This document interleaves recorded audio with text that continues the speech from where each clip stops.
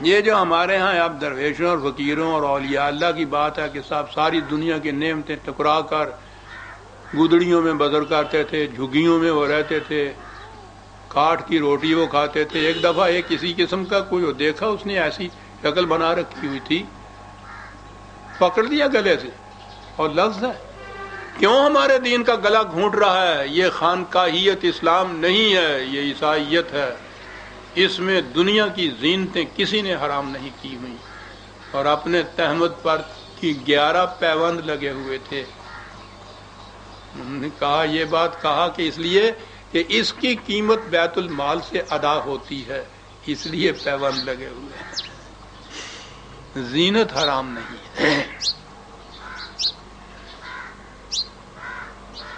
اسلامی مملکت ہی نہیں، اسلام عزیزان من، اسلام کا بنیادی اصول احترام آدمیت ہے. قرآن کریم میں ہے کہ وَلَقَدْ كَرَّمْنَا بَنِي آدم. ہم نے ہر انسانی بچے کو انسانی بچہ ہونے کی جہت سے واجب و تکریم پیدا کیا ہے. وہ عزت کا مستحق ہے صرف انسان ہونے کی جہت سے. اقبال نے کہا ہے نا کہ برتر از گردوں مقام آدم است، اصل تہذیب احترام آدم است. کوئی ایسی بات جس سے کسی انسان کی تذلیل ہوتی ہو، وہ قرآن کی روح سے سنگین ترین جرم ہے کہ جسے خدا نے واجب التکریم بنایا ہے، کسی انسان کو کیا حق حاصل ہے کہ اس کی تذلیل کرے. تذلیل کہاں تک چلی جاتی تھی؟ ایک دفعہ تو حضرت عمر بن عاص نے کسی شخص کو منافق کہہ دیا تھا. حضرت عمر نے کہا کہ اس سے معافی مانگو. منافق کہنا اس کو اس کی تذلیل ہے، تم یہ نہیں کر سکتے. اگر کوئی ایسی بات ہے تو اس کی رپورٹ کرو بارگاہ میں، ہم تحقیق کریں گے. لیکن یہ اس قسم کے الفاظ استعمال کرنا تحقیر ہے. اور اس سے آگے ہے ایک بات، وہی حضرت سعد جن کے متعلق پہلے میں نے ذکر کیا ہے اشارتاً، گورنر تھے ہمس کے غالباً. ایک ذمی وہ غیر مسلم رعایا ہوتے تھی جو مسلمانوں کی مملکت کے اندر ان کی پناہ اور حفاظت میں رہتے تھے. ذمی کہتے اس لیے ان کو تھا کہ ان کی حفاظت کا ذمہ یہ مملکت رہتی تھی، اور وہ اپنے ہی مذہب پر قائم رہتے تھے، اپنے عقائد رکھتے تھے، اپنی رسومات ادا کرتے تھے. ان کو پوری آزادی تھی اور ان کی حفاظت کا ذمہ مملکت اسلامیہ لیتی تھی. ذمی کہا جاتا تھا غیر مسلم. ایک دفعہ ایک غیر مسلم ذمی کو اس کی کسی حرکت پہ، کسی بات پہ، وہ گورنر نے وہاں سے کہہ دیا اخذک اللہ، خدا تجھے ذلیل کرے. اور اس کے بعد جب غصہ فروغ ہوا تو سیدھے باب خلافت میں پہنچے، استعفیٰ خلیفۃ المسلمین کے ہاتھ میں دیا، کہا کہ سعد اس قابل نہیں ہے کہ کوئی بھی ذمہ دار منصب قبول کر سکے، اس لیے کہ میں نے آج ایک انسان کی تذلیل کر دی. تیرا سمجھایا گیا. کہا کہ کوئی چھوٹی موٹی بات ہوتی تو میں اس سے سمجھتا بھی کہ میری توبہ قبول ہو جائے گی. یہ تو بنیادی چیز ہے اسلام کی. غصے میں آ کے بھی اگر میں یہ کر سکتا ہوں تو میں اس کا اہل نہیں ہوں کہ کوئی منصب اسلامی مملکت کے اندر لے لوں. غور فرما رہے ہیں عزیزان من.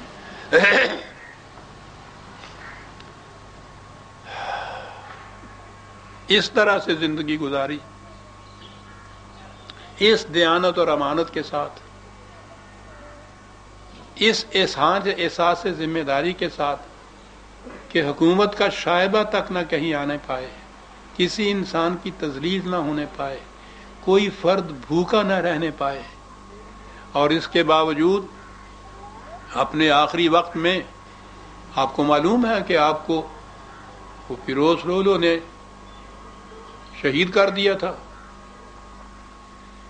خنجر سے پیٹ چاک ہو گیا ہوا تھا، انتڑیاں کٹ چکی ہوئی تھی. درد کے شدت کے عالم میں صحابہ موجود تھے.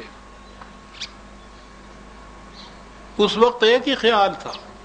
تاریخ میں یہ ہے کہ آپ نے ایک سوکھا ہوا تنکا اٹھایا, کہا کہ ایک کاش میں عمر کے بجائے یہ گھاس کا تنکا ہوتا تو مجھ سے آخرت میں مواخذہ تو نہ کیا جاتا. صحابہ نے کہا کہ آپ کس مواخذہ سے ڈر رہے ہیں؟ آپ کی عمر ساری قرآن کریم کے احکام کو نافذ کرنے اور اس کے مطابق عمل کرنے میں گزری ہے.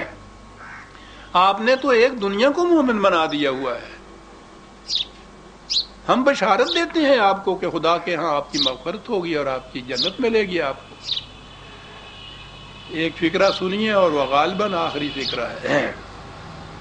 کہا کہ مجھے یہ خوف ستا رہا ہے کہ اگر عمر نے کسی پر ظلم کیا ہوگا اور اس کی فریاد آسمان پر پہنچی ہوگی تو عمر کی ساری نیکیاں صاحب عرش کے حضور بے وزن رہ جائے گی. یہ خوف مجھے ستا رہا ہے. کسی ایک پر بھی ظلم کیا ہوگا اور اس کی فریاد خدا کے عرش تک پہنچی ہوگی تو اس سے مجھے بخشش نہیں مل سکتی. انتقال ہو گیا. وصیت یہ تھی, عمر امیر المومنین 10 لاکھ مربع میل مملکت کا حاکم سربراہ. بات ہوئی کہ جنازے کی نماز کون پڑھائے. روم کے ایک مزدور تھے, حضرت صہیب تھے, اسلام لے آئے ہوئے تھے مزدور. نگاہ دوڑائی, کہا کہ میرے جنازے کی نماز مزدور پڑھائے گا, وہ صہیب ہے جو پڑھائے گا. مزدور کا یہ مقام کہ وہ خلیفۃ المسلمین عمر کی نماز جنازہ پڑھا رہا ہے ان کے ارشاد کے مطابق. قبر کے لیے جی چاہتا تھا. نبی اکرم صلی اللہ علیہ وسلم کی قبر کے ساتھ روضہ طاہر میں حضرت صدیق اکبر کی قبر تھی. جی چاہتا تھا کہ وہاں میں بھی دفنایا جاؤں. خلیفۃ المومنین ہے.